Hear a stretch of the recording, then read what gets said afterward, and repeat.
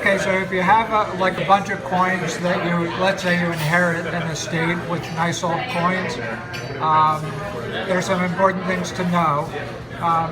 The most important thing is don't clean them ever.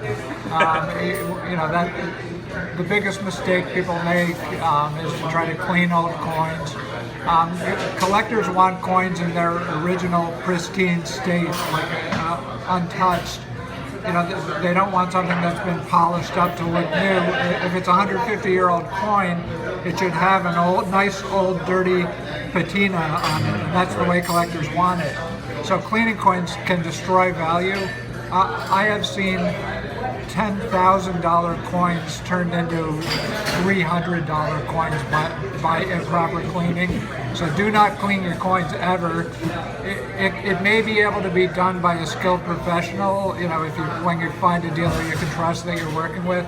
Some coins can be expertly cleaned and the value can be improved, but it should never be done at home. Terrible mistake.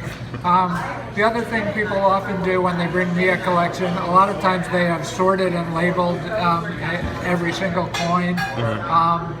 And there may be a benefit to that for you if you want to do some research,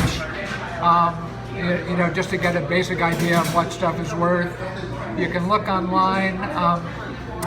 The problem with that is that there's a lot of conflicting information online, and a lot of the information is useless because people look on eBay and they see sometimes ridiculous prices that people are asking for something. And, surprise, surprise. Just because they're asking for it, it doesn't mean that that's what it's actually selling for. The other problem with figuring out value is the most important thing is grade. The most important thing in coinage is condition. And, it's totally variable. And it takes an expert to determine condition. A lot of coins have been cleaned or damaged. And so you're not really going to know the value until you bring it to an expert. But you can get some idea of a broad range of value.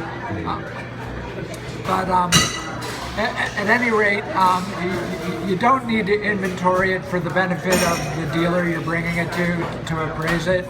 I do this, I do this 100 times a year, and I've appraised so many coins that I can put them in order very quickly and figure out what's what and go through it. So,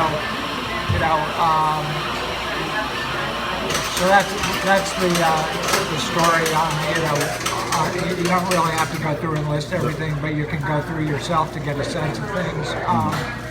Is there any other big no-nos?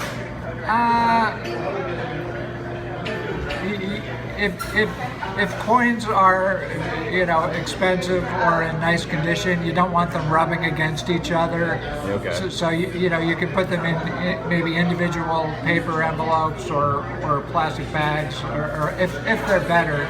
If they're kind of old junky coins, you don't have to worry as much. But when in doubt, and also if you ever handle a coin, handle it by the edges. You don't want to handle the surface of the coin. Yeah. Fingerprints can actually affect the value. So you want to grab it, right on the edge. The way I'm grabbing this phone by the edge, not like this. Right. So those are the basics. What about paper currency? Paper currency, you want to try to avoid handling it. Again, you can carefully put it in an envelope. But again, if it's very old and worn and you have a bunch of it, I wouldn't worry too much about the handling of it. If it survived this long, it's probably going to be fine until you get it into my hands. I would say those are the basics. When I do an appraisal, it generally takes an hour and a half to 2 hours. I can come to your home and do it, or we can make an office appointment.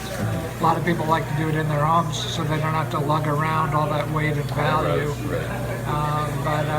Anyway, it's a pretty pleasant process, and a lot of people are usually pleasantly surprised how much stuff ends up to be worth, especially silver and gold, because they're relatively high right now.